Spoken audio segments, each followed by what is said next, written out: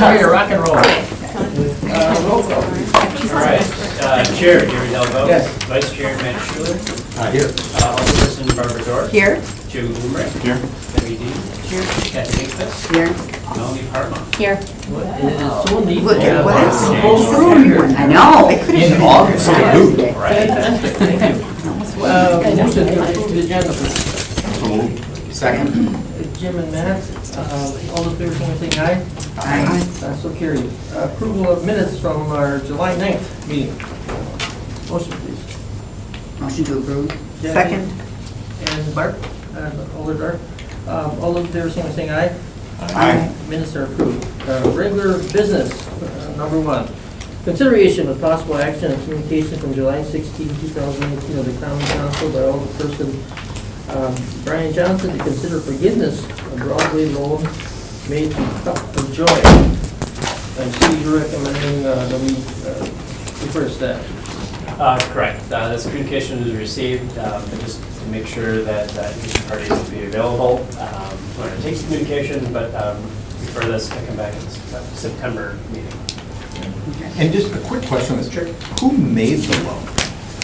The RDA did. The RDA did, okay.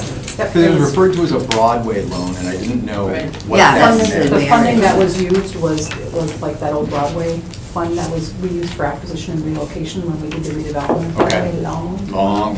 Yeah. Okay. So, but it was granted by the RDA. Okay, got it. And you'll come back to us with the full Yes. scope and context, okay. What's it? Full dealio. I'd make a motion then to refer this to staff to come back to us at the September meeting. Second. Motion by Matt, the second by Kathy. I'm not sure anything for it. How about all those in favor, saying aye? Aye. All right. Number 2, consideration of possible action on obligations of developer to develop an agreement 19-02 with Legacy Green Bay LLC for Legacy Hotel at 1004 Brett Bar Pass, tax parcel 1-1841-C-2. Yes, all right, so this reflects back to earlier this summer, we approved a development agreement with Legacy Green Bay LLC to develop, basically turn the old Brett Bar Steakhouse into the Legacy Hotel. And in that development agreement, we mentioned a few things about just getting specific approvals for conceptual planning, construction documents, and a budget. Some of this you've seen already before, but it's just formally going through those.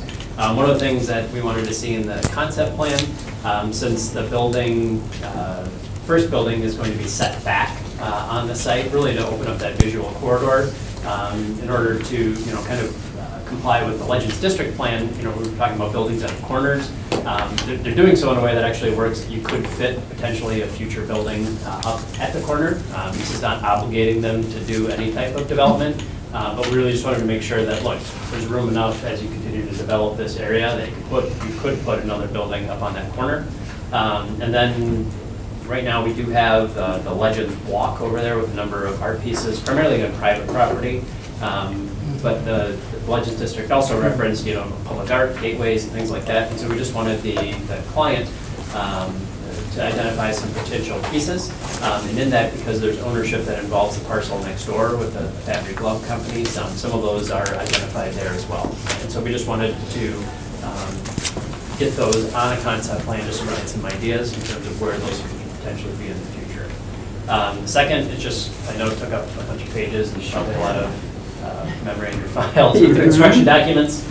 So making sure, right, the reed pipes in place, but really it's just reflecting, what they present in terms of the graphics and the renderings is really what they're going to build.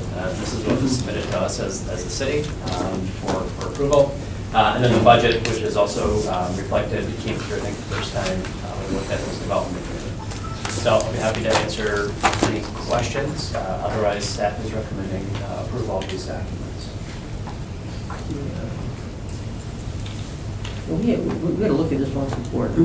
Correct, and really what this, the first time around, it was just, more conceptual. This is just a formal administrative approval, just through the RDA. Right. It's really just to confirm, right, what we said we were going to do is actually what we're going to be doing. Yes. I went through it, I don't see a problem with it. Anybody else have questions or comments? I will have one when the document opens. I know. And there we go, this is the one, and it's literally the first page of, I think, the first document, and it's the conceptual plan. Yes. And there are two buildings laid out on there, and I'm not, like, fully understanding that from what I remember of the presentation the last time. Like, I remember a hotel. Correct. I don't remember why there's two buildings.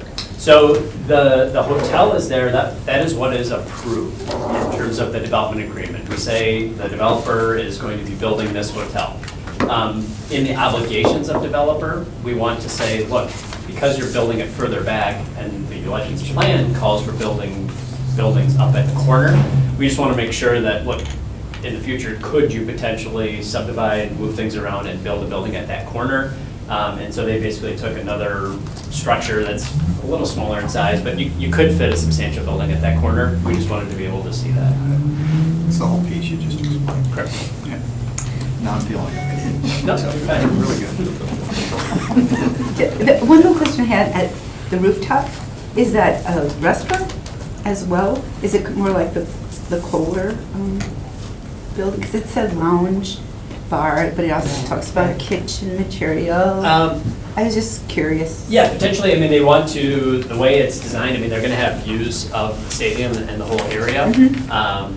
You know, I think initially they had looked at just having event space or social space up there, but they may look at putting some kitchen bar facilities up there as well, to be able to, right, take advantage of the whole scenery that's It out would there. certainly make sense. I'm a big advocate for rooftop bars. I don't have enough. Yes. But, yes, so, it won't be required as part of this plan, but yeah, I think the market will dictate that that's a really good I think that would, investment yeah, option. that would be a good thing. And I don't remember the development budget they had presented when they were here.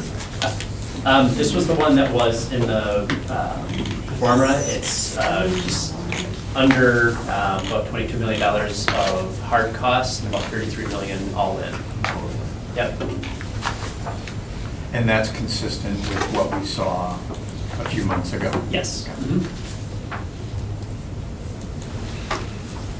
Yeah, just overall in terms of timing, getting to work now, we've got buildings approved, but they would like to be open for the football season in 2020. So pretty aggressive timeline in terms of a very tight construction window, but they would like to be open at the end of the season next year. Are there further approvals we would have to give in the future? No, this is it. This is it. Unless they would transfer to another development entity or make a significant change. No, this would be it. This is quite a bit of detail. I mean, this is, you know, should be enough detail for us to make a decision. You were going to ask about one of the drainage pipes. Where they go. I thought it was fine. Did a 4-inch instead of 3-inch. Right. I figured Melanie was the only one who could make that question. Great. Looks good. What do you think of it, Melody? I think it looks good. Could be a nice addition down there. Yes, it will. Entertain a motion. Move to approve. Second. Motion by Alder, second by Matt. Any other questions or comments? Never so voted.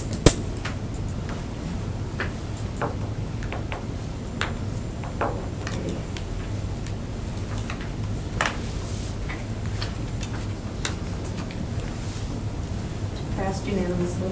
Very good, thank you. I think it'll be a great project.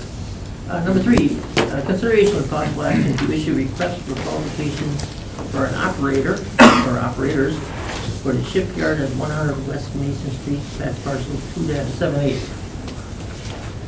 Okay, this is a reflection, kind of ongoing conversation about the development of the shipyard.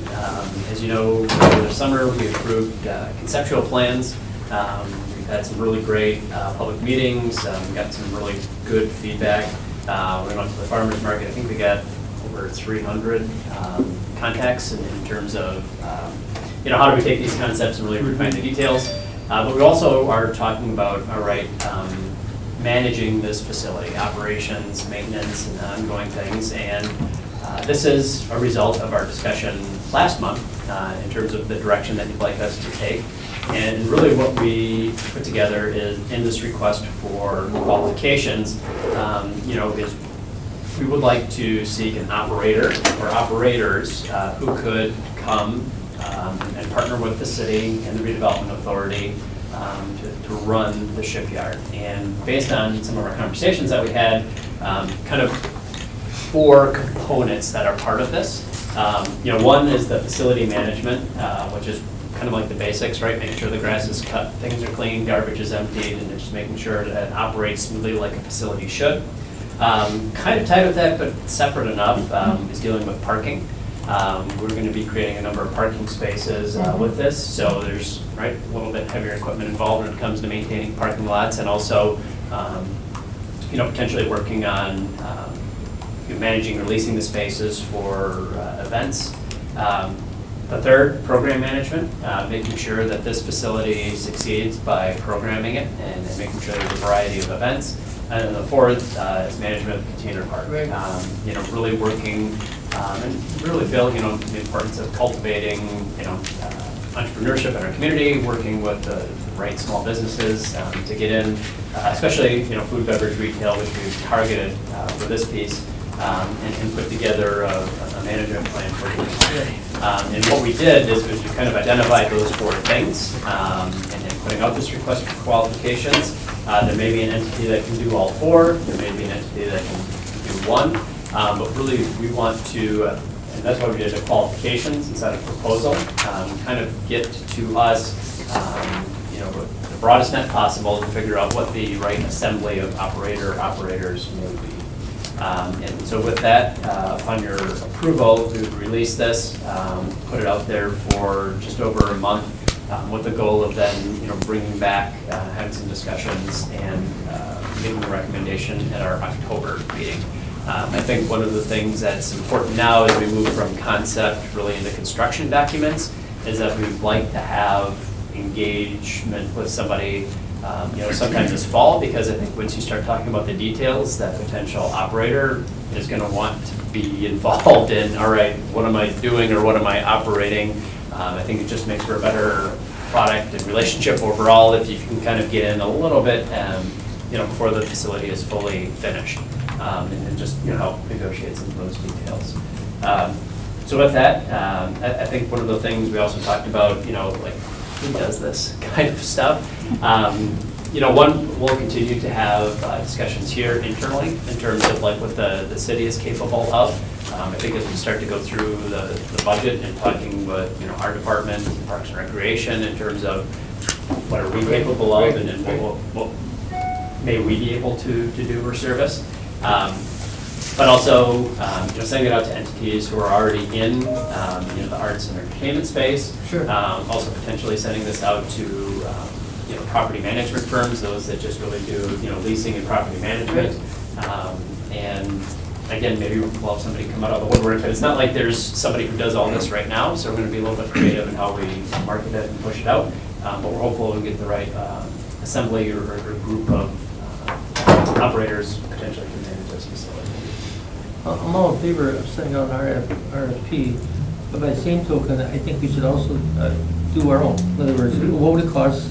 I know it'd be spread over several departments, public works, parks, et cetera, but what would that cost if we did it ourselves?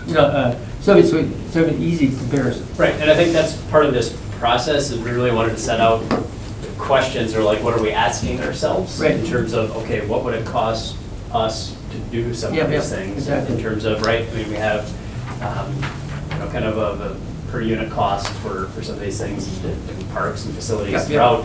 We look a little bit, throughout the city and just what might be comparable and what would be our incremental cost to do things. And there may be cases where, yes, it's more efficient, and there may be cases where if somebody else comes in and says, nope, we can do it for a better price. And I think our goal is to, bring back and have that discussion about what that right mix would be. I honestly don't think it would be good if we had 4 different entities doing each unit here. Right. But so if you can have,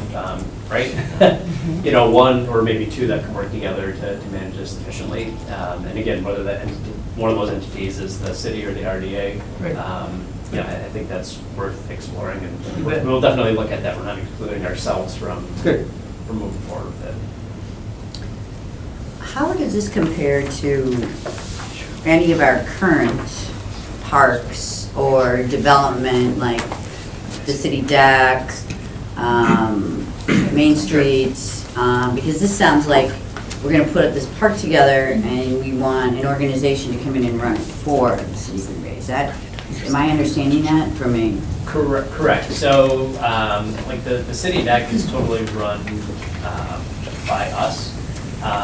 We partner with other organizations, and we partner downtown Green Bay a lot in terms of events and Right. programming. But in terms of the ownership of it is through the city, both Parks and Recs, and there actually some right-of-way Public Works. Contrast to that would be the KI Convention Center, where the Redevelopment Authority owns the facility, but we hire a manager, and in this case Hyatt, to run the whole thing. And so what we have here is potentially one or the other, or a hybrid, where we could have either just somebody come in and totally manage the whole facility, like the KI. We could do it all of ourselves, like the city deck. Or we could have some type of combination based on, what types of strengths and cost. So I don't know if that's a good analogy to kind of help germs around. Well, the only reason I ask is because I think, I just was over at the Wildlife Sanctuary and got a tour. And that's a beautiful facility that there's huge space for rental and events. And so as you're bringing this up, I'm thinking to myself, well, from a park and rec or from a city, how does that all work? I think, And I guess what Yeah. I'm hearing you say is, I'm trying to figure it out. And so we want to put out we want to put this out and let's see what we can. right, and I think Figure out. for us on the internal side, I think, I saw our finance director, Ellen Becker's here too, and the mayor, and if we're gonna also do it, accounting for it in our budget in terms of balancing with revenues, and there's a lot stickier things, right? Expenditure restraints, levy limits, and all those other things that we have to consider if we are thinking about taking on this additional task. And in the scheme of all the other things that we do, having to also see where that fits in. Right. In terms of that process. So I think, to both your points, I don't think we're excluding ourselves from it. I think it's kind of testing the waters to see what might be out there. And Right. if all we hear is crickets, well, then we may be looking at doing it ourselves. But I don't think that'll be the case. And I think that's why we would like to go down this road and putting this out there. I just think of all the revenue, it's just a zillion questions going through my mind right now. But I think those will be a lot, right, to kind of, we sometimes don't know what we don't know. I'm just thinking until the we get some of these financial proposals. aspects of it. Sure. So, Yeah, and but I totally get why. Sure, and I think, we did put, closed session language on here, if you wanted to kind of dive in, what we were thinking about in terms of like projections for either revenue or strategies. This goes back to when we were talking about the stadium, based on different models, we'll go into that.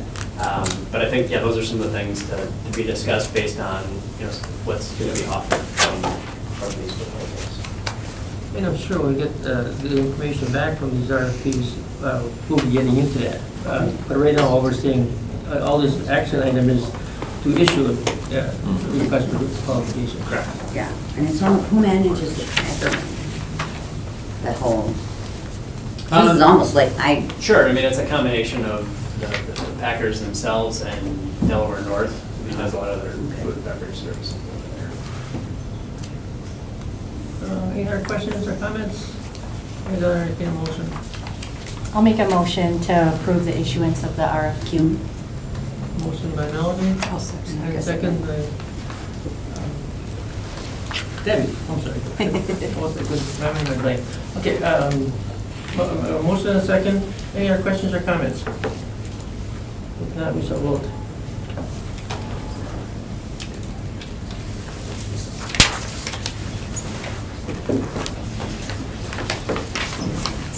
Passed unanimously. Very good, thank you. Good luck with that. Be quite interesting. Number 4, Consideration of possible action and communication from June 19, 2018 of the Common Council by Alderperson Brian Johnson to direct staff to draft a percentage for the arts proposal that would assess a specified percent on all new and/or redevelopment projects for the purpose of public art installation, maintenance, and funding to support the Public Arts Commission. Okay, it's number 4. All right, so I will start by first apologizing to Alder Johnson. He brought this communication a year ago. was my We first worked on it meeting. for a while and then got sidetracked with other projects. But with that, feel it's important to discuss. And I think one of the things that, for us, it was hard to get our arms around because we really started with, right, percentage for the arts on like any type of development project in the city, whether that was a private applicant coming in, right, build a house to our public works projects to, Yeah. there's a lot of development that happens in the city in different ways. And just maybe kind of got too far ahead of ourselves and looking at it all, but I think we had some good discussion. And one of the things that we focused on that we felt would be maybe a very good first step, or I guess maybe second step. I think first step is, we reallocated some of our block grant dollars to support the public arts coordinator. And I think in terms of, using those dollars, public service dollars to support a position, is solid in terms of, right, sometimes it's hard to fundraise or get money for operating costs for personnel. So, now that we had that position, and a little more solid funding, we looked at, okay, well, how do we raise revenue for particular art projects in the city? And one of the things that came up was, all right, what about when we're doing development agreements, using public dollars for tax increment financing, is there a way that we could, require a certain, in this case, a percent, be allocated towards public art? And we really felt that this would be a good way to start the process of getting more public art projects in the community through a specific policy. And with that, when we look at tax increment financing, right, and creating tax increment districts, which we're going to have a nice meeting on next week, talking about that, you do it for public benefit. And there can be public benefits, right, in terms of infrastructure, removing blight, but public art is a public benefit. And so we felt that including this in development agreements, where you would have a percent, and we looked at a percent of the estimated value of the property. And one of the things we looked at is some communities do like a percent of construction costs, but we really didn't want to hurt affordable housing projects. Affordable housing projects, good examples like Broadway Lofts, the cost to build it is probably going to be over 20 million, but the assessment is going to be under 10 million because the rents are restricted. And so we didn't want people who are doing affordable housing in the community, because we want affordable housing in the community, right, make this choice like, oh, I'm not going to do it now because I can't, the public art piece and things. So we looked at just, okay, what's the estimated assessed value? And like working with our assessor's office, we've been pretty good about estimating what that might be. So of that assessed value, to dedicate 1% towards public art, and that can be either on the parcel itself, the adjoining right-of-way, within a half mile, because generally most tax increment projects allow you to go within a half mile of the district, or a separate public art project that would be approved here, probably through part of a development agreement and in consultation with the Public Arts Commission. One of the things we also discussed is that those funds could be used for maintenance. Right, it's always great to put up a public art piece, but sometimes let's not forget that public art piece ages, and put some money aside to maintain it in the future, that those would potentially be eligible costs. And so in terms of implementing this and how we got it done, we felt it would be best to do it through a resolution. It's just a little more official, it stands out, there's a separate record of it. And really felt that in terms of how we put together development agreements, that this would be done in a way that really if somebody wanted it out, that they would have to come to the RDA to ask to have it removed. That this wouldn't be, I guess, a negotiating piece in terms of, right, things that we bring to you that, okay, if you didn't want to do this percent, then you'd have to make a case to this board here and say, why you didn't want to do it, or maybe how you were going to accommodate, and it really kind of let it be up to this board to decide whether they wanted it in or not. So with that, we drafted a resolution that would then, from development agreements moving forward, put this in. And I don't know, Alder Johnson, had anything else they wanted to say about this?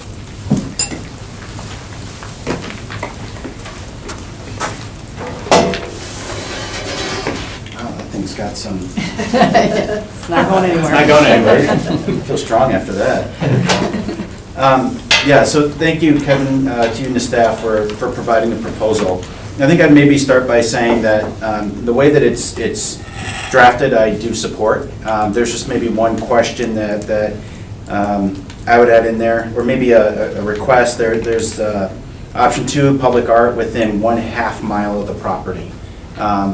And so, I mean, I think there ought to be a way maybe that if you do have a developer who's willing to waive that, and, if they're willing to say, hey, leave it up to the Public Arts Commission, decide where this would be appropriately invested, I would support that. Because sometimes, especially with bigger projects, hypothetically, I think of like a Green Bay packaging, and I think of that development. To invest that level of public art in an industrial site might not make as much sense. And so to leave us the ability to maybe invest that in some areas where you have a little bit more residential, commercial density, I think could be in our best interest there. So just maybe a couple of things that I want to highlight and talk about in terms of why I brought this project forward. And I think at the end of the day, it's really identifying that Green Bay has maybe been a little bit of a trailer, I guess, in this industry. And so I think there's an opportunity for us to maybe overcome this a little bit. And I think it's important to lay some groundwork here. And first of all, it's that arts means business. And this is a really important thing. Wisconsin economy, $9.7 billion is directly related to the arts. In the U.S. economy, $804 billion. So in Wisconsin, that's 3.1% of our total share of the economy. 3.1%. Nationally, 4.3%. Again, that means we're lagging. We are more than 1% behind the national average. 94,000 people are employed in the state of Wisconsin by arts. By contrast, only 63,000 in the beer industry, 31,000 in paper making, 35,000 in biotech. This is a real industry. This isn't just feel-good stuff. 2017 Arts and Economic Impact 5 report indicates that $75 million are directly contributed to local and state tax revenues because of arts-related activity.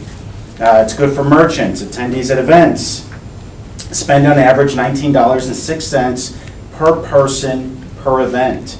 Meals, they're spending on things like meals, on parking, on gas, on babysitters, everything that allows people to experience the arts. 9% of the 9.4 million attendees throughout the state of Wisconsin are out of state, which means that their level of spending is doubled. It's good for hotels, it's good for tourism.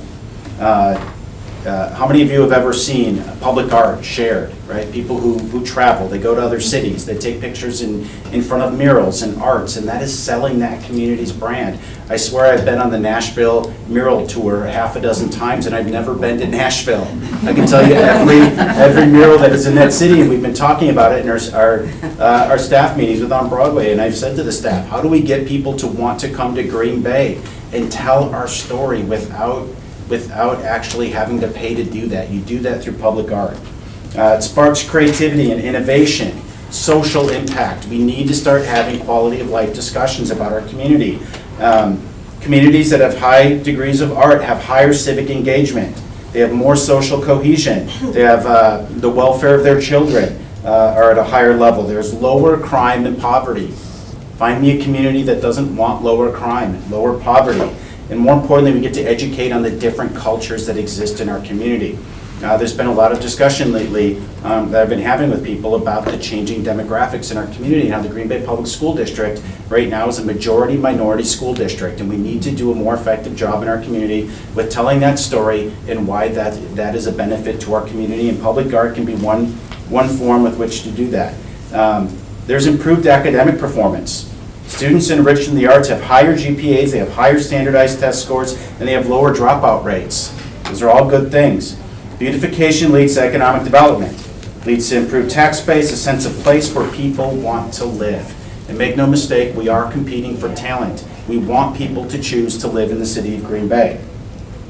At the end of the day, part of this proposal is I want to make Green Bay a competitor, a leader that recognizes the importance of arts for not only quality of life, but as the economic development strategy that it is. So I implore the Redevelopment Authority to seriously consider this proposal. I think it's a good thing for the city of Green Bay. I'm happy to take any questions.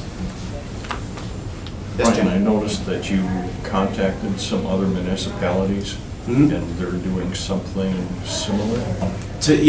Nationally, there are, many communities that do this. To my knowledge, I think the city of Madison might be the only one that does this in the state, but please don't hold me to that. The state of Wisconsin used to do something similar to this. They repealed it in 2011, I believe. I tell you, I just did a trip out to Denver, and one of the things that really struck me is the amount of public art throughout the city. It's everywhere, and they redo these murals every single year. Now, certainly, I'm not suggesting that we do that, but I did make some inquiries with some of the locals, and they said it's all state funding. Their state allocates revenue for this because they recognize the importance that it plays in terms of economic development and tourism. So I think, again, directly to your point, Jim, other communities do this, other states do this. Wisconsin, we are lagging. I think it's a real opportunity for Green Bay to set to be a leader in this industry. You mentioned Madison. How is Madison funding it? They have to my knowledge, it's a very comparably based proposal. I think there's probably some subtle differences in it. I haven't reviewed their plan explicitly, but it's usually based on development. You assess a percentage, and it can be 1%, can be 0.5%, can be 2%. I've seen 2% in communities, particularly on the West Coast. Kevin, we got the legendary hotel development agreement right in front of us, $33 million. So would we be adding, at 1%, $330,000, would we be adding that to that, with developer, increases estimate by $330,000? Less, so it would be on the proposed, the estimated assessed value, Okay. which I think that one came out at, just trying to open up here, 12 million. So that would be, just say, $120,000 addition to the budget. And I would, if I could interject there, Yes. Gary, one recommendation that I would make for the committee that was not part of this proposal is I would exclude any development agreements that are currently under negotiation Right. with the city of No, I Green Bay to understand. prevent Yeah. any issues there. I understand. And Chair, our public arts coordinator is here, Laura, who's actually done some research on those percentages for other cities as well, so if you have questions for her. Yeah, I'd like to hear that. Madison is currently rolling out their percent for art policy. It's a 1% policy. It's, like Brian said, it's very similar to what we're proposing today. Outside of that, Milwaukee, I haven't heard anything about their art percent for art policy, but their art center is booming. They're constantly getting murals, and it's a huge portion of their tourism, and what they project for their city is people wanting to visit it. On a national level, best practice is to have 1% allocated for arts. Other communities are doing more. Oregon is doing 2% for public arts, but it kind of varies based on communities. Okay, again, I'm just trying to fully understand it. So $12 million assessed value, on this example right here. Correct. Okay. So $120,000. Correct. So is that coming out of the taxes they pay? So in terms of a project cost, I think it'd be, have to identify it in the budget in terms of sources and uses. Right. I think when you illustrate a budget, one of the things that we look for is, basically what's the gap that's created in terms of the ability to get financing things. I think one of the things, in terms of eligibility for using tax increment dollars on it, it could be an eligible expense. I think what you're doing though in a lot of our models, it's a pay-go model. So instead of us going into the TID and saying, all right, we're going to take $120,000 and put it in a public art piece, Right. we're going to make the developer do it and use their incremental taxes that they're creating to help fund that piece. So it's shifting the burden in a sense from us to a developer, and really allows it to be done after some of those taxes are coming in. I just wanted to Yeah. clarify one thing in that regard too. So my mind was in the same place as Gary's. The 1%, let's say it's $120,000, can be used for projects the way it's written within a half a mile and maintenance on those public arts projects. We've said that it doesn't impact tax levy. I don't know that's 100% accurate, because if it does create additional cost within the tax district, it will defer the eventual closing of that district and the incremental revenues coming back to the city. So I wanted that to be clear. It does impact the project financing and the ultimate closure of the project. But I would agree that Green Bay lags in public arts at this point. One thing that I did notice, because I think this, my first meeting this came through, Brian, is a lot of the proposals that we've gotten since had 1% built in there for art. And it wasn't based on us recommending it, but the larger proposals that have come through for apartments and a couple of other things had 1% for art in there, because I noted it. So my question is, when they put it in the budget, does that mean it goes into an arts endowment? And then, where does the 1%? I mean, does that money sit in a arts council? Okay, or? So with that, we haven't had any development agreements with it. I know it's been discussed and negotiated, but it actually. In the budget, there were lines in there that said 1%. It's an old, I mean, I can go back and pull them out, but I did notice it. I was like, wow, these already have a 1% built in. Adam's Street. I think it's internal. Do you think Oh, I know. it's internal? Yes. Yeah, it was internal to their, yeah, it was in That's there. what it was. It was the request for proposals. So on Adam Street lot, Associated Bank lot, we built it into those proposals. That's where it was in. It wasn't in actually anything we've negotiated so far, but we did put it in knowing that we were discussing this and wanted to. Okay, because when they were coming Yep, back, that's I what we noticed they approved, were. yes. So our understanding is that the funds would be placed into an account that would be managed then, in this case, for those funds for projects approved by RDA and the Public Arts Commission. And I think Okay.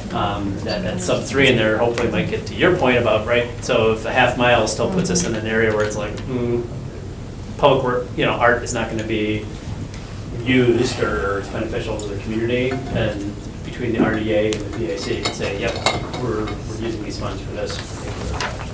Because I think that that's important from a maintenance perspective, because when you get the art in, it's awesome, but if you don't maintain it, it looks terrible. So that's why I was making sure it was going to be something that we could allocate for maintenance after, or somebody within the Well, and city, the there would be developer money. could actually add the art into the project as a public art Yep. piece. But it doesn't necessarily have to be money out. It could be money as actually part of the design of the building, or, which would be really cool, like grand scale, Right. something larger. I mean, Laura's very good at getting, all types of art kind of covered in there, which I think, is cool in a way that if you can integrate it into projects themselves, it may be on private property, but at the end of the day, if it's still accessible to You can the see it. public, Public, yeah.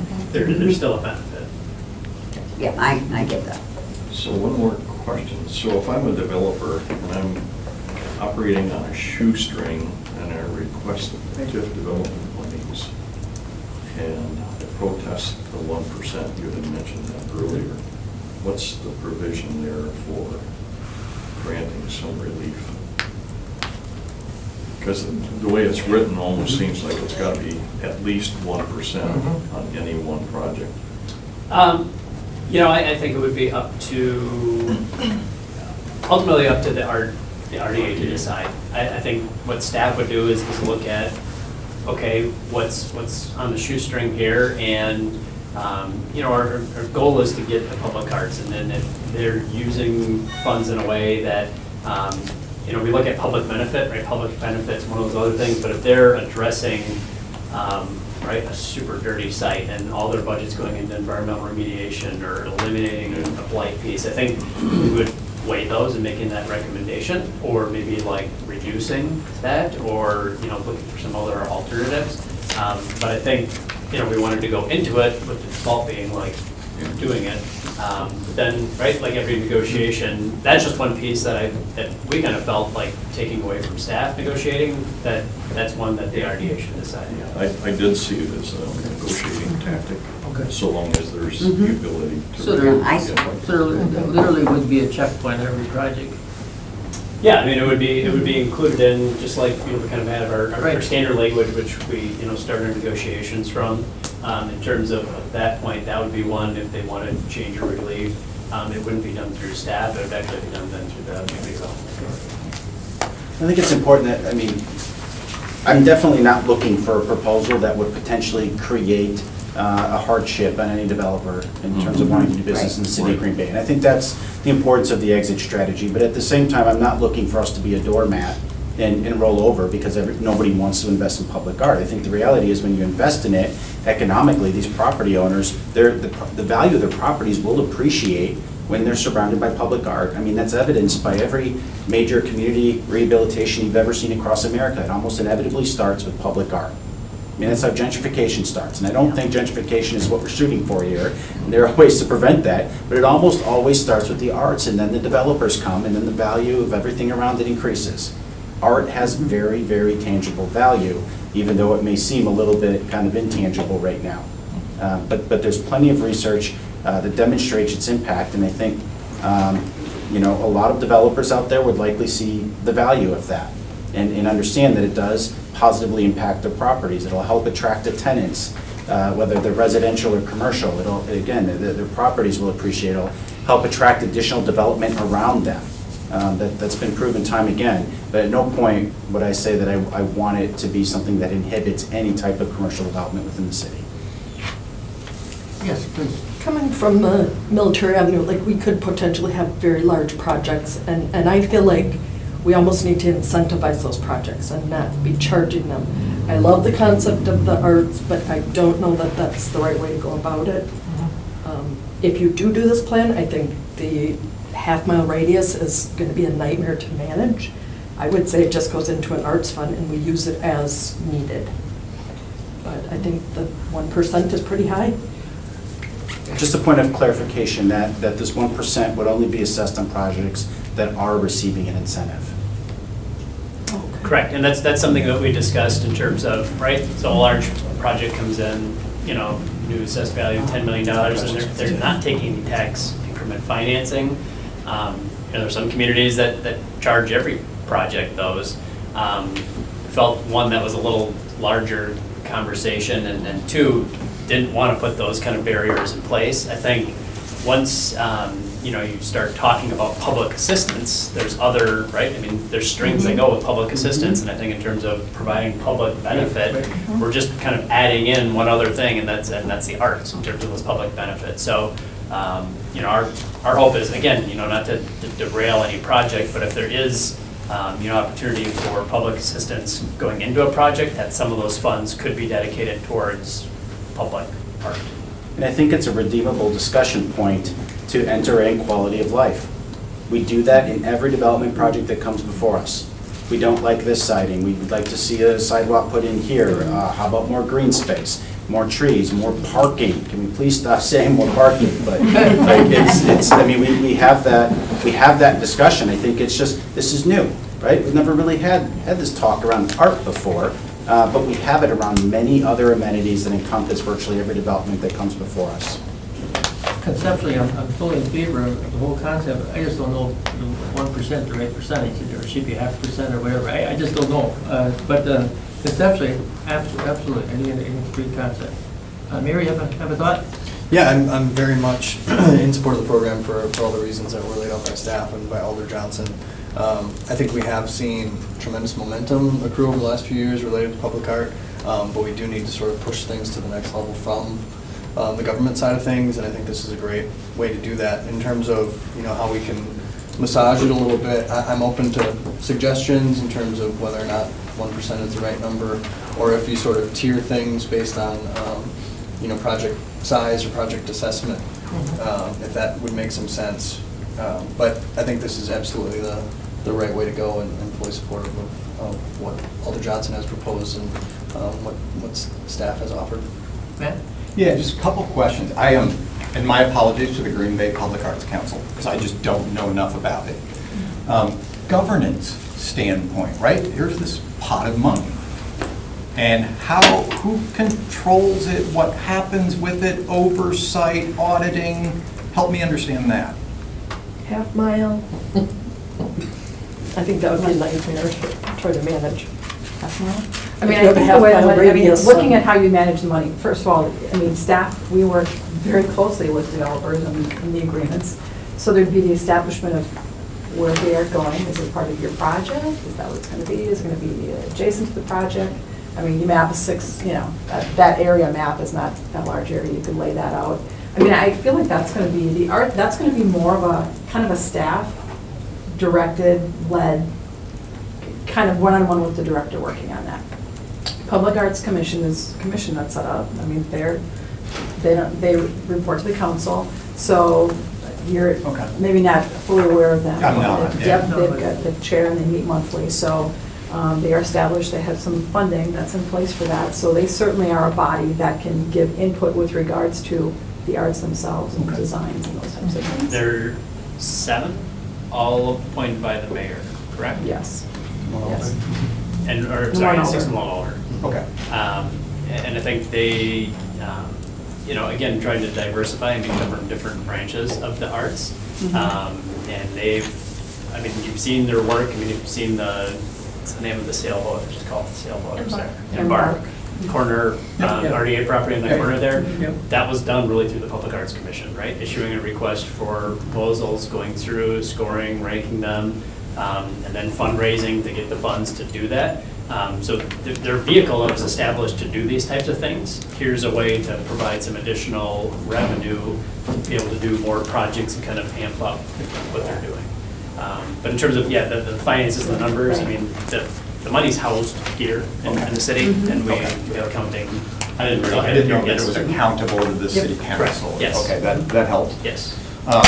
My next would be, I'm conceptually, I'm in line. I'd like to see this time-bound. And maybe it's something like 5 years.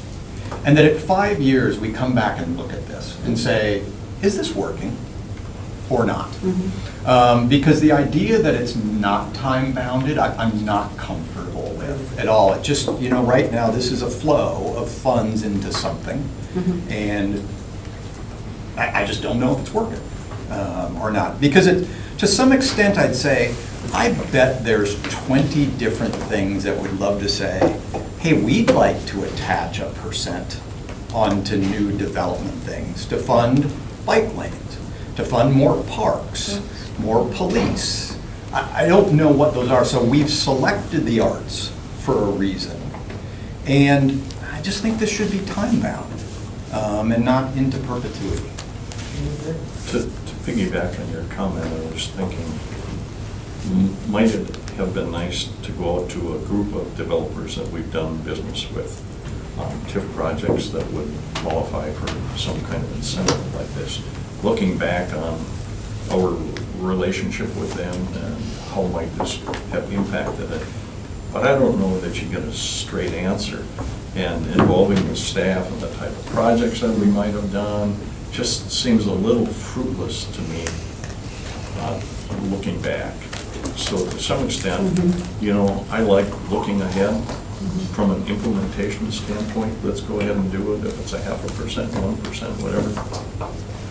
And then have a periodic review of how is it going with the developers, with the Arts Commission, with the RDA. And can we evolve into the 1%? Could we start at 0.5% and then see how it's going and then evolve into the 1% if we're satisfied? 1% just seems like a pretty big number, but maybe it's just me. Well, and isn't that 1% a negotiating, part of the negotiation? I mean, based on what you had said, I mean, we indicate 1%, but they're negotiating with us. We go back and ask for a amount that's less than. It could be less than, I mean, again, it's part of the negotiation would have to come here first anyway. Usually they won't negotiate higher. Oh, exactly. I wouldn't think they would negotiate higher, but I mean, if there's a reason the project is so big and it should only be a quarter, or, I mean, we're still allowing that judgment. Yeah, and I think just, based on what Alder Johnson and, Laura has found in those communities, it's not unheard of. I mean, if you came back with like 5%, people might be like, whoa, okay, getting a little far. But at 1%, I mean, it's been pretty common language out there in terms of, all right, to your point, whether it's for arts or something else, but a percent is like, okay, this is important to us. We're going to, put it in there. And that's a common, I guess, number I'll say. What's been the response from the developers since it's been in? I mean, because I didn't realize we put it in. I thought they well, were. I mean, it hasn't been in first. I mean, I think maybe just in response to some of the RFPs that we put out there, I think one of the, concern was, 50 million or improvement packaging, something a substantial project, what does that really mean, or how does that, play out? Because I think from a developer's perspective, and I think that's why we tied in some language about the projects, there's a amount of pride or like some tangible things, like, look, if I'm going to be working on contributing towards this, like, I want some benefit too, right? I want to be able to say, like, I helped support this project, and just making sure that that could be applied, that we have the capacity to like get those projects in line. But if you look at some of our projects, I mean, it's a big public piece of art that has to weather the outdoors, like easily $100,000. So I mean, well, in terms of that money. Embark was 100. It was, I think, Right. 80 for the piece and then another 20 for the maintenance. So that's one piece. That tells you what it costs to put up a substantial piece of artwork. But I do like your timing. Thank you. So just a couple things about the half mile, within a half mile of property. When I read that, I read it as more of, so that they have some assurance that it will be near where Right. they're developing it. I thought it was like a positive thing for them. But then there's also 4 different options, and the very next one is or a separate public art project. So it's not like there's 4 different places it could be. So it's not like ever limiting it to within the half mile. I didn't see it limiting it to that at all. I didn't know if you had the okay. language. Yeah, I know. I think there's I read it. a language in there was to your point, is to try and encourage it to buy it. But Yeah. There's some ownership. So they get actually credit for, hey, this is ours. So my comment about the exit piece then, Barb, like for them to relieve themselves of that and put it anywhere, I didn't realize, I didn't interpret number 3 as that, so now that I've got clarity on that, you can forget what I said about that. I interpreted it as Yeah. that or a separate public art. Yeah, that makes sense. I thought it was already in there. Well, and I think that's the clarity that I was looking for. We've got those 4 different options, and I'm assuming it's maybe project by project, developer and negotiation, and which of those 4 we're using. We're not asking them for that 1%, and then we get to decide on our own what happens to that. They're Right. part of that, right? Like, I want it, and then we determine, X, like you were talking about Embark, X number of dollars go to, you can afford then, if you keep it to that 1%, this much of a project, and then you're going to need some sort of endowment from a maintenance perspective, right? I don't want every developer to go with, the option to put a piece on their property and nobody maintains it, right? To Right. the point that Kathy was making. So, but I think that this gives you enough flexibility, right? It's all about working with said I developer. think it's a matter of with what each the project. developer would say, I'm definitely I'll use it on my property, on the Right. piece, Yeah. incorporate it. Yeah. Or if they're like, we don't really want to deal with that. So Right, exactly. Where can we put the Somewhere money else. in? Here's Here's the options. here's the check, it goes to this account, and then, we work together to place something, or they may say, I don't really care, I've done my due diligence, so. Right. We try to keep that kind of open depending on what the That developer would flexibility. want. Best way. And then I like that such requirements could be modified only upon consent of the RDA. So there is that. Yep. I think it covers it. So philosophically, I mean, if we were to look at the resolution before you today, I think the question would be, do you have enough information here to act accordingly on the resolution? But then it seems to me that an appropriate follow-up action, depending on the committee's decision today, could be that staff could follow up with sort of documented procedures, if you will, that wouldn't necessarily be pertinent to the resolution, about how some of that how that process would actually occur from a staff level perspective. And it could answer some of those questions that you have, that again, seem to be distanced from the resolution, but are probably still very important questions to have answers to. So to me, the two key questions here is the percentage correct? And secondly, I like Matt's idea of a timetable for a checkpoint to see how well it's working. So, Just on the on the sunset concept, I think it's important to have kind of a check-in opportunity, right, but I would prefer more like a report that's required of the department to present to the RDA, rather than, this program just dissolving and Oh, then right. the body having to re-adopt it if there's no reason to fix it if it's not broken. Mhm. But I think it's wise to inform the body about how the program's been operating. I'm going to differ on that one. I think the body readopting and approving it at a set time point, call it 5 years, is a really good idea. Continual endowed funding, I think, becomes less accountable. And I think it's really good to have a checkpoint for anything that receives funding to be accountable to where that funding comes from, so people can have a literal chance to think about it and say, do we think that's the best use for that? And that's just my viewpoint on these things. Things that don't have sunsets or ability to pull them back, I think become bad public policy over time. Alder. I think there's always an ability to pull it back. And I think that if we require a report on this, even if the report is within 3 years or within 5 years or whatever we want to have a report, at that moment in time, the RDA can say, this isn't working. Just like any ordinance that we create at council, we can change that ordinance. We can change this. So I would not want to put a sunset. Sunset clauses, I think, are kind of a nightmare. And then you have to go through the whole thing all over again. And if it's working, would not want to do that. And if it's not working, then we have the authority to say, okay, this isn't working, we're not going to do this anymore. So that's where I would sit on a sunset clause. I would not be in favor of it. I've not been swayed yet. Nor have I. And that's fair. That's fair. And I think coming from an accountability perspective. Very much so.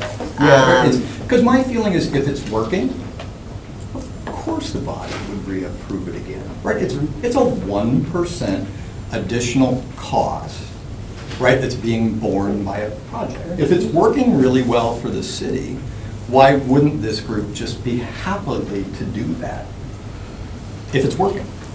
How about a review instead of a sunset? I like sunset. I don't. I would perhaps I was offer- going for a compromise. I would perhaps offer up one word, maybe Matt, in response to why wouldn't you approve it? Politics. I think in 2011, we all know what happened in the state of Wisconsin. That likely prompted the repeal of the state's use of this program. And so I think when you have sunsets, political games are allowed to enter the equation. Whereas if you have something that works, and you can allow it to continue to work, I think that's would ultimately lead to a stronger policy on something like this. Takes the politics out of the decision-making, but also still, by having it bound that the group must review any type of reporting procedures, it still makes elected officials, as well as appointed officials, by way of the RDA, accountable for the progress and impact of that program.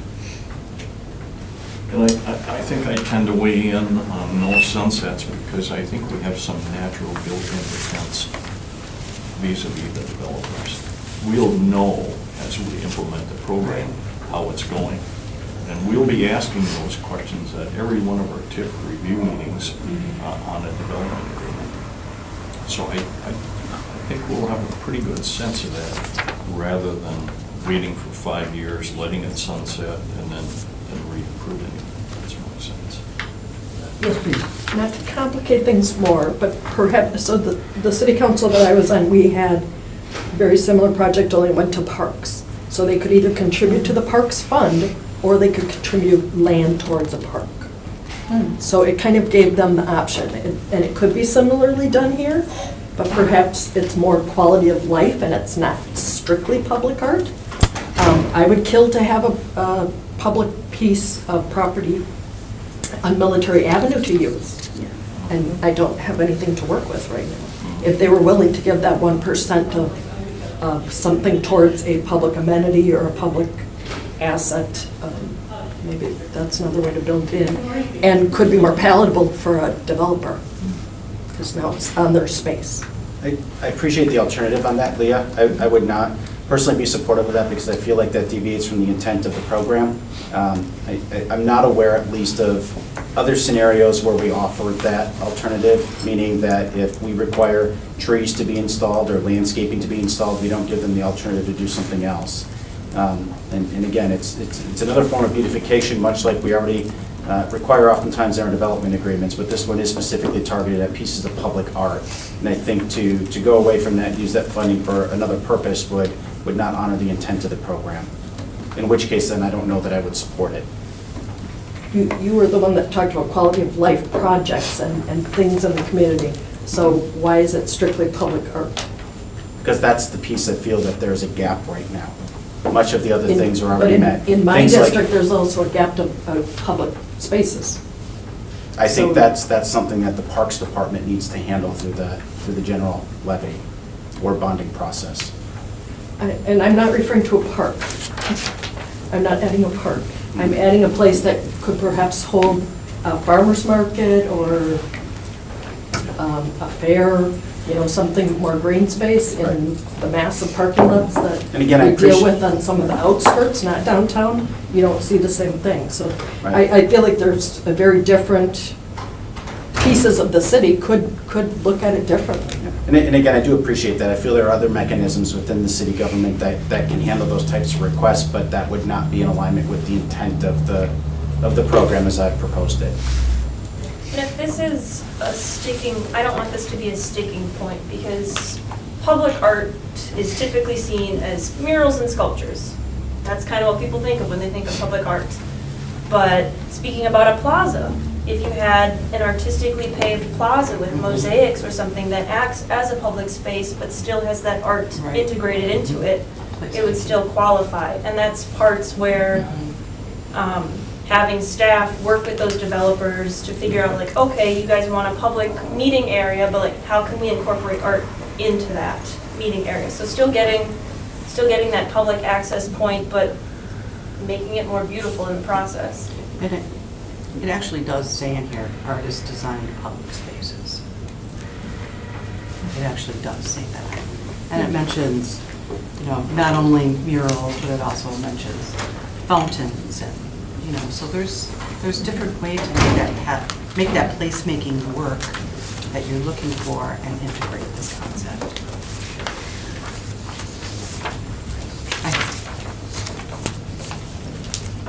Would a yearly report to us showing us the progress that's being made, would that be asking too much? No? No, I think, what I was just saying, we do, I think, from interest or Right. whatever, just, if you want to do this now, and have it come back every August. And then the funding, would that be in like an endowment, or is that just a budget line? Or is that part of the process that you have to come back with? I feel that might be different for each development project, if the developer's gonna do their own artwork. Right. and they Right, the but if project, they that hand money us a would- check, Sure. is it in an endowment that's strictly for the arts, meaning you get the interest off of it, and it's specifically for that, or is it just a line item that can get moved around? I would say sure. Yeah, no. we do, we do have the Friends of the Arts group created right now, which is a separate entity that, we could go into that account, I don't know if we've talked about exactly, we have options. that's- Right. It could be I mean, a we city talk about account, it 1%, could that's be important. the Friends of the Public Arts account, that they use for fundraising, I think. Right, from a financial perspective, you're saying 1%, and I wholly support Oh, this yeah. because I think we absolutely need more beautification. Mhm. I just want to make sure that when there is a check written, where does the check go? Who's accountable? And I want to make I think, because we're asking for 1% art, that it stays in the arts account. Oh, And I mean, there's for different, every there's a TIF account contract. as well, I mean, Yes, I mean, that, absolutely. I Okay. I didn't know if your That'd be question earmarked, was, are we? yes. Yes, An yeah, endowment yes, is like yeah, earning yes. interest and, Yeah, Yeah, an endowment means you can only That's a little use it for different. that. yes. right. You can't change the line, or borrow the line, or move the line, I or, mean, I find, this is gonna be project specific. yes. Yes. You know, it's Right. not just in the pool, I think it's project specific to that, whatever that development is. I think much the same as we see our RDA income and expense report Right. that we'll look at. You would have to later. have this. Have to have it on Right. project, yeah. And there was one point that you had sort of brought up, Kathy, that piques my interest a little bit, that hadn't previously crossed my mind, and that is hypothetically, you say, yes, we're going to approve 1%.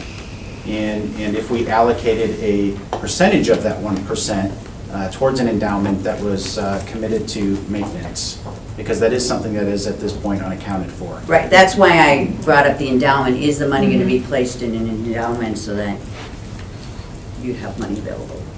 So I mean, that is something that I would potentially consider for this. I'll defer to the body to figure out what that might look like, or if that even needs to be decided now as part of the resolution. Because again, I do think that some adopted procedures would also make sense. Part of our campaign for public arts right now, we're in fundraising mode for that, is money set aside for maintenance of public art pieces in the city.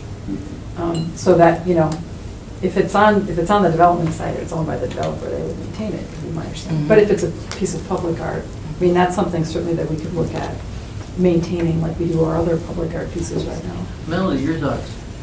Yeah, I think it's a great idea, and I think that the resolution gives us enough flexibility, project by project, to look at, you know, how we're addressing it. And to be honest, you know, I had initially thought the 1% was too high based upon the Yep. legacy project in the Yep. But I think I'm willing to give it a go to see how it works in all of our developer agreements on TIF districts at the 1%. I agree. Any other questions or comments, or is there a motion? I would like to move that we approve the resolution for the arch proposal that was presented by Alderman Johnson.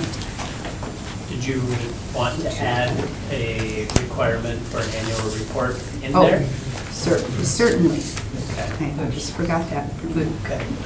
To require and to require an annual report to the RDA about the progress. Motion? I'll second that. Second. A motion made by Alder Dorf, second by Melody. Questions or comments? This is a bold step. I think it's exciting. Could I perhaps offer up one additional contingencies on that? And the contingency being that any development agreement currently under negotiation would be exempt from this proposal? Yeah, that's a good idea. All right, and that any development agreement currently under negotiation be exempt from this. Melody, what's your I will re-second that. Okay. Any other questions or comments? I just have one question. If we had it in the RFPs, why wouldn't we want to take it out of negotiation right now? It really hasn't been in any RFPs so far. Oh, yeah, it says 1%. But those RFPs Associated. are done, right? No, I mean, these proposals have been coming through, and I've noticed that it's in there, and so if it's under negotiation now, it was in the RFP, why would you not? Can I ask for a clarification in terms of what you mean by negotiation? So if it's in the RFP, I agree with you. That's because there's transparency there, right? We've Right. told them ahead of time. Yes. My concern is any development agreements currently under negotiation, such as merge that you're about to hear from the hotel that you just took up, because this was not an item that had been previously disclosed to those developers. So maybe I forgot to add. Sorry, Barb. Does that provide clarification? That would- Yeah, so. I'm just offering those two examples, there may be others. Easier to just delay the date that it takes effect. And that could work too, yeah. So the effective date of 1 month from today's date. September 1st, or start September 1st. I just don't want to, Make it a little September first. I mean, at the end of the day, I just don't want to disadvantage any developer Right. if this was not Right. properly disclosed. Right. Where did that come from? It's like a breakthrough also. Okay, are we okay with beginning September 1st, even though RFPs have been out there already and? Start it now. Start it now. Everyone's on phone calls. Everyone's to start negotiating. Oh, starting today, Well, right? it takes 5 days for it. Okay. Starting August 19th. But I mean, What? I don't see any issue with it not allowing to, so kind of if we treat it like a building permit and it's like 7 pages. Building permits in, zoning Right. at the time the. So I think if we treat it like that, anything that you're putting in negotiations on. Okay. I think for a minute, we can do it with the staff with that. Is everybody clear on the motion in a second? Clear. What, did I decide on September 1st or August? Nope, I think just as the language, like you said. Don't even put a date. Correct. Just Got the it. exemption on it. Just leave Yeah. it the way it is. Do you need to, Debbie, need? I would just like it written back. Oh, Cute. Would you like to read it? Yeah.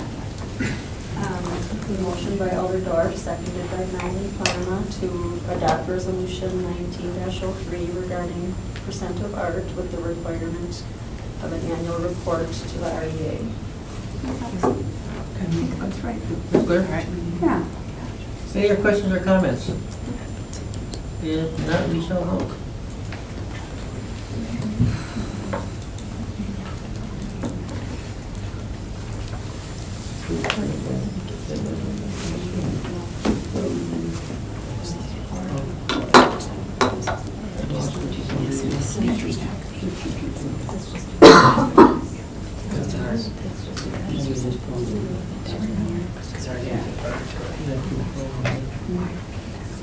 All together. Thank you. That's pretty cool. Passed unanimously. It's a bold step. I think it's exciting, but it's a bold step, no question about it. Thank you very much. All right. Number 5, consideration of possible action on a request by Merge Urban Development Group for a 3-month extension of their planning option agreement dated April 9th, 2019 for the development of the RDA properties located at 3.1 and 3.5 North Broadway.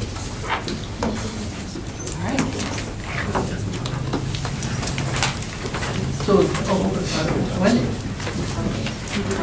I just wanted to bring back to the RDA that Merge Urban Development Group entered into a planning agreement with the RDA on April 9th, 2019, with the intent to build a mixed-use development on parcels 5-585 and 5-587 located at 321 and 325 North Broadway.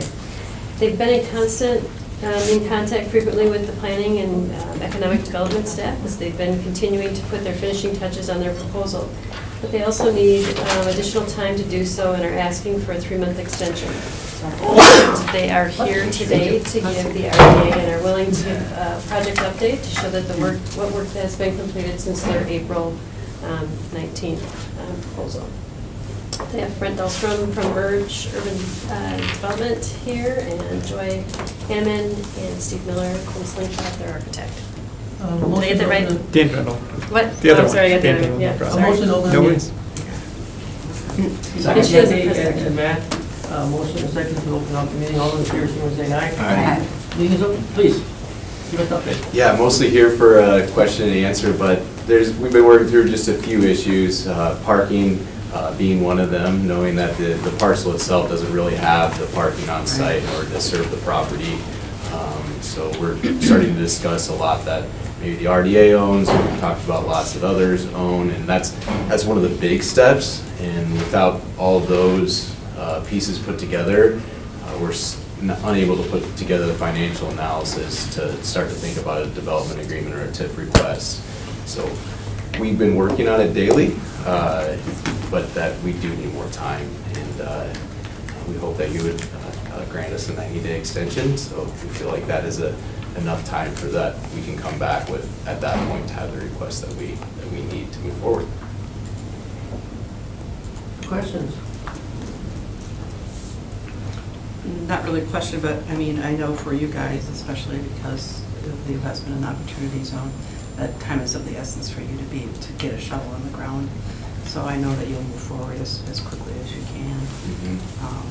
And I know you also have some developments in the make for Stevens Point and Wausau. Yeah, so Stevens Point, we just issued a very large number for the utilities there, and there should be moving all the dirt here in August or September at the latest. So no, we're definitely moving forward there. And we're working throughout the state.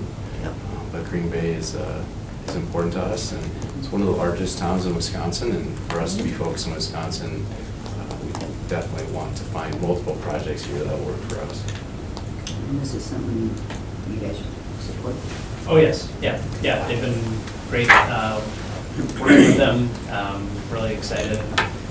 The progress that they made, the product that they're going to, put forward, I think it's going to be a really great amenity for the district and the city. So, yeah, we're very pleased with the progress.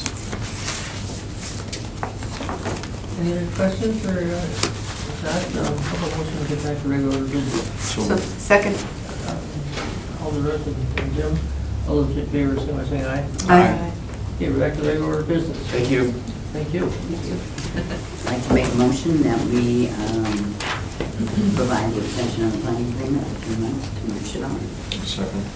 Okay, motion by Kathy, second by Jim, to extend the planning agreement for 3 months. And what, additional payment effect on,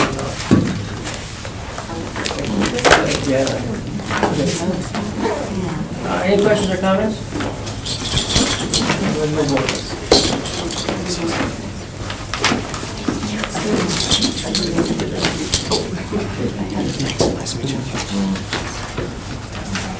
Passed unanimously. Very good, thank you.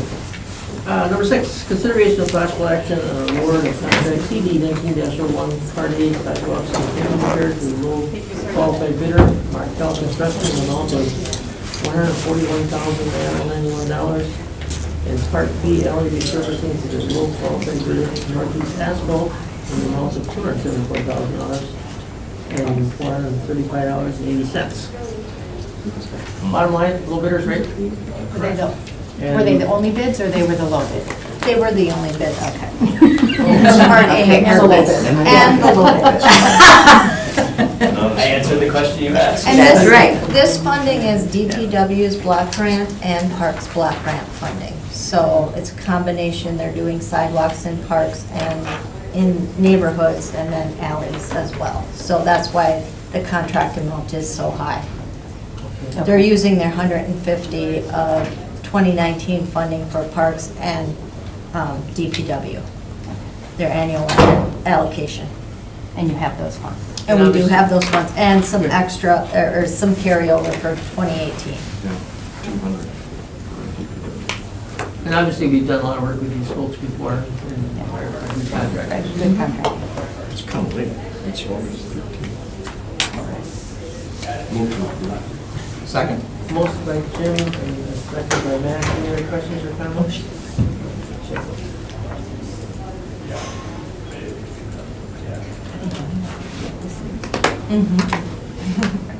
I am not. Coming up? There it is. Here it is. Thank you.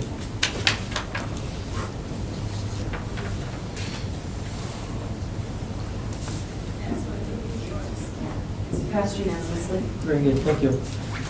Number 7, consideration of possible action to approve the purchase of a mobile stage for the KI Convention Center. So this is actually replacing the original stage.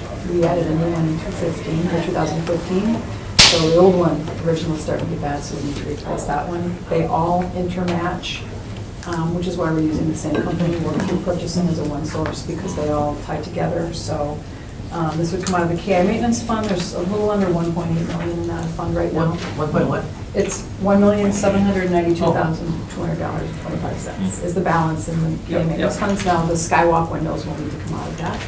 So, and those are going to be done, I think, in the next couple of weeks, which would be nice to have that. And then we're also looking we looked at doing potentially the flooring in there and painting that skywalk area, kind of improve that entrance.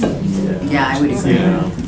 That's an entry into Green Bay. Yeah. Exactly. Yeah. So we'll probably be working with the Hyatt folks on that as well. Yeah, but the, Yeah, they- it's the carpeting. Right. And the door. Yeah. Between doors. Move to approve. Second. Is that Melody? Or who? Barb. Alder Barb, sorry. Jim and Alder Barb. Any other questions or comments? If not, we shall vote.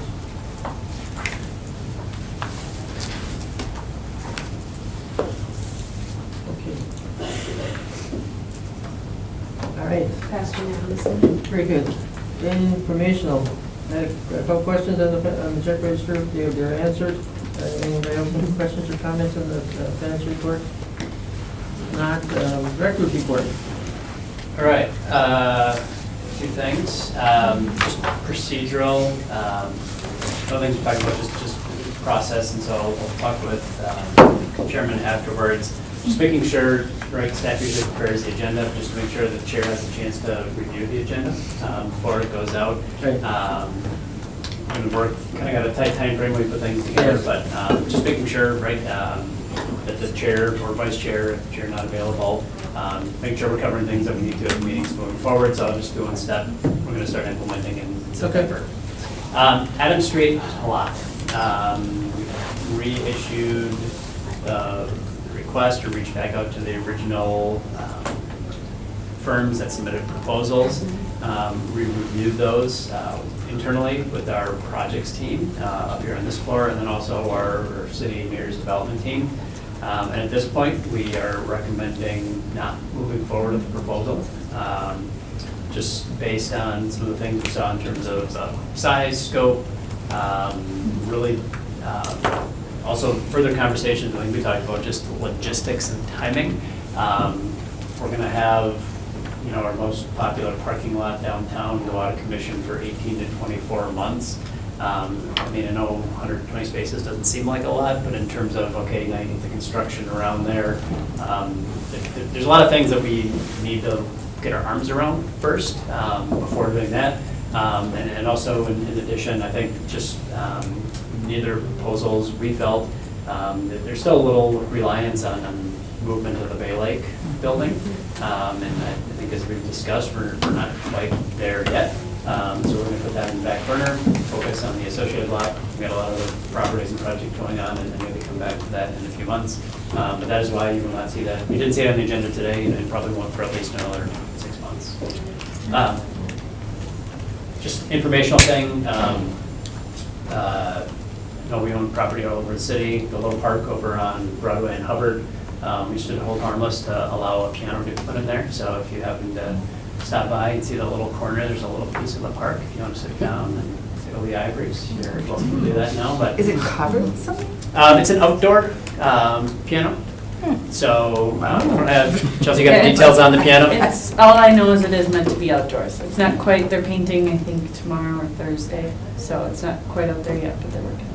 Okay. And where did you say it was? I'm sorry. By the red sculpture at the corner of Broadway and Hubbard.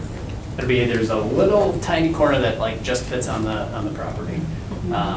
So it's right. It's not our property, but it's going to be on our property. So it's just giving you an update on that. As far as it kind of came up before, but something that the Plan Commission recommended approval last night that we're going to council. Pretty significant overhaul of our minimum parking requirements. We're drastically reducing, if not eliminating, a lot of those requirements. Really just a few things. One, as Merge had mentioned, but just, especially in our downtown core and in our, developing commercial areas. We've been running against some challenges in terms of being able to provide minimum parking. Look, as a math guy, I don't think there's any fuzzier math than parking requirements. If you look at, how they're calculated, it was just like, let's drive out to a suburban plaza in the 1950s and see how many cars are there. And, when you have requirements, and thankfully we didn't have them in our code, but one for whatever, all sorts of uses. Nonetheless, we really wanted to make sure that, one, we were working with the development community to really let the market dictate a little bit more in terms of what spaces are needed. Secondly, in terms of just reducing the overall cost, especially for projects where you can share parking, right? There's a daytime use and a nighttime use, and they don't each need their own parking lot, or in developments that are designed to be accessed by foot, bicycle, or transit, or in the downtown area, right? Where you park once and then walk around to a bunch of spots. You don't need everyone to have their own parking lot. And then, just really to, encourage density and to minimize the costs that come along with parking. And so we had a workshop with Plan Commission this summer, got some feedback on that, and then really made the changes to proposal. There he is, based on a request from Alder Johnson in terms of limiting those. But I think just in terms of development, I think it's a good thing overall, especially for things we focus on in redevelopment. It's just, I think, being a little more progressive in terms of stimulating that. And then just on the docket for meeting next week, special meeting, and after this, we'll get a packet out to you probably tomorrow, tax increment district hearings. We don't need a public hearing on all of our changes, but just good practice to do all of that. We've got a lot of changes that we're proposing, including an affordable housing resolution, or affordable housing extension for a few of our kids.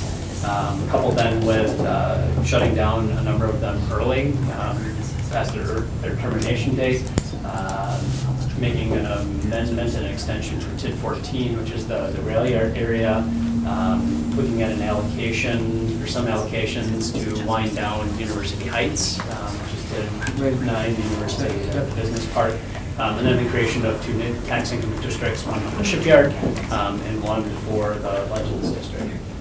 So there's a lot to cover. I know 17 items on the agenda, but we have to take each action separately. But still, there's 10 TIDs that we're touching. So how long do you think we'll be here? So, Is there going to be time between that and the, city council will start? correct. Oh, no, I think we'll go through the packet and I'll condense and try and write very succinct reports. Also, I put a backstep on us. Broadway Lofts is having a groundbreaking at 3 p.m., which we'd like us to attend. So, an hour and a half? Okay. Yeah, so I think some of them are pretty straightforward. No. Okay. We've reviewed all of these, though, haven't we? At the last meeting. Was it the last one? or So 2 months you ago? gave consent. We kind of went through and talked about, overall The plan, the yeah. projects. You kind of know what's coming. And then we got authorization from council to do all of this. Okay. So there shouldn't be any surprises. Okay. Or just like the technical details of projections for revenue and expenses. Yeah. And then the formal actions of what we're recommending council and then the joint review. Okay.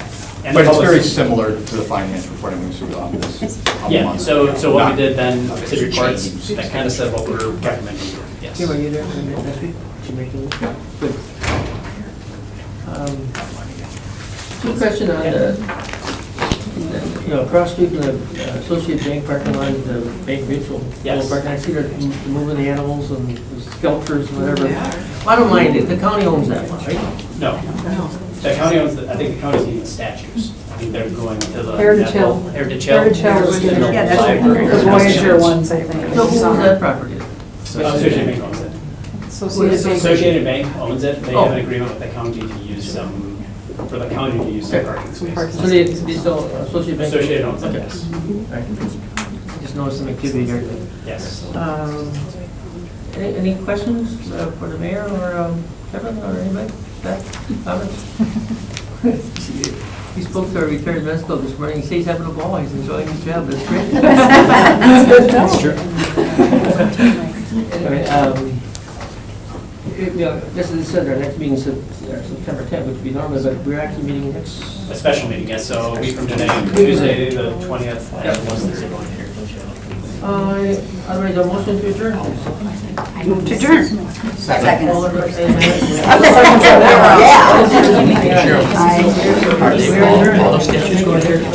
You guys had talked about the hours on the way out. I asked them, they thought about it. This is the first I hear of this. I mean, It was on Facebook yesterday.